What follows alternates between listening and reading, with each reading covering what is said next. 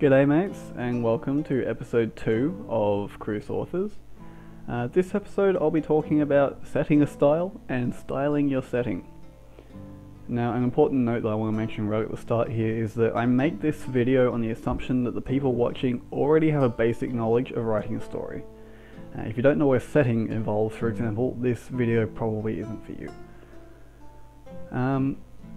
Now, the first point I'll start off with is that it's much easier to write a character when they are modelled after yourself. I've found that even when I'm writing with no plan or direction, if I'm writing as my own personality, I can write much more easily, eloquently, and tactically than if I write a different persona. Now, I mentioned this in the last video, but Torvus, from my main character from my novel, is based off of myself. He is modelled around me, and as I said, he's an archetype of me, essentially. That means that I tend to find that I can write myself out of situations much more easily than, say, if I'm writing with the other main character, who isn't modelled after me at all. Now, this isn't something you have to do. As I say, it's easier, but it's not impossible to write from another perspective. I just find that I really enjoy writing as my own personality, but it's always up to the writer. It's up to you whether or not you want to write as yourself or whatever. In terms of style, we've got everyone has their own style. So you'll find that when you write, you will subconsciously mimic the style of your favorite or most read author. Sometimes, not all the time, but sometimes, and that's fine. I have a similar style to John Flanagan, for instance. All my writing, because I've read so much of his books, all of my writing is fairly similar to his sort of, the only way I can think of is style. But you can develop your own style as you write by picking up tips, tricks, and vocabulary from around you. And you always want to be doing research and that kind of stuff. Of course, there are a few things that you can pretty much always apply to any style, and my example for this is pacing. Some tricks that you can use.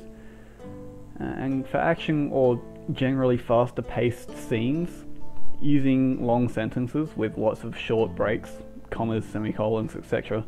emulates that speed of the writing. For slower scenarios, it is best to use lots of shorter sentences with longer breaks in between, such as full stops. And this keeps the writing in pace with the actual scene that the writing is describing, and it makes it a lot smoother.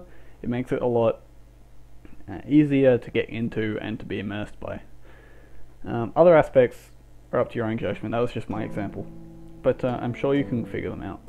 It's also a good idea to go out and search up every word or use of grammar that you were even slightly unsure of, because if you use something incorrectly, people will notice, and that's no good thing.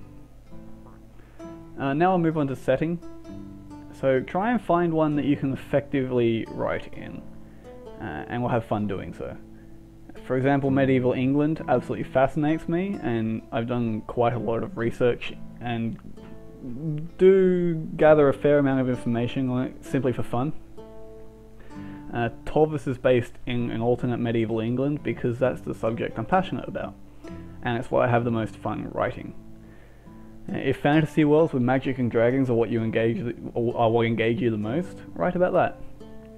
Your story won't last long if you're not writing about something that you love, and it won't be particularly compelling for the reader if you clearly haven't researched the setting. Setting is arguably the most important part of a story.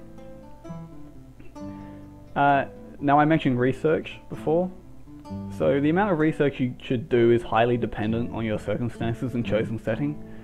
If you're a full-on D&D nerd with posters of dragons and superheroes plastered all around your bedroom walls, you probably wouldn't need to do too much research to write an engaging fantasy story. On the other hand, that same person would likely want to do a lot of very in-depth research if they were intending to write a crime fiction. Setting is also an influential part of this, as it can dictate the level of realism that is required for it to be interesting. So what I mean by that is, in a fantasy setting, you can pretty much make up anything you want because it's your story. It's your world, your story, your laws of physics, basically. Whereas if you're trying to write a realistic crime fiction set in 1960s on Earth, you need to make sure that everything you're doing is realistic and something that would have been done. So, again, it's up to the user's discretion, but that's basically something to think about. Again, Torvus is set in an alternate medieval England. And the reason for that is I don't know, I've never been to England, I don't know a hell of a lot about England, especially its geography. But I do know a decent amount myself about the medieval times and how they were in England. So I write from that perspective and make up my own geography and place names and people. And because I'm aiming for a very realistic theme with Torvus, I have to do research on pretty much everything I write about. A good example of this is from chapter 11 of the book, where Torvus is at an inn in the morning, they serve him breakfast and he goes on his way. So now that seems all perfectly reasonable. However, I did some digging and found out that breakfast was not something that anyone really practiced in those times, aside from the very upper classes such as royalty. This was due to religious beliefs on breaking the fast. To get around this, I added a very simple sequence of events in which Torvus is surprised the inn is serving breakfast, and subsequently discovers that the secluded town they are located in is not very religious. Of course, you can take liberties where you want/need in order to keep it appealing, but the more detail you can include with something as simple as breakfast can please the real nitpickers in the audience. In my case, they're the historians, but I'm also one of those people. To make it easier to write your character and scenes, you can even hire an artist to draw reference pictures for you. And of course, if you don't have any friends willing to do it for free, you'll need to have the money to spare and possibly go out and find someone. That's a topic I'll talk about next episode, so look forward to that. I have that next episode all planned and ready to go.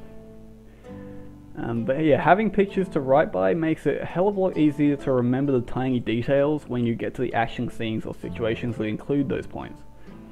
For instance, Torvus's axes have a very specific design, and a lot of the possible functions are easy to forget.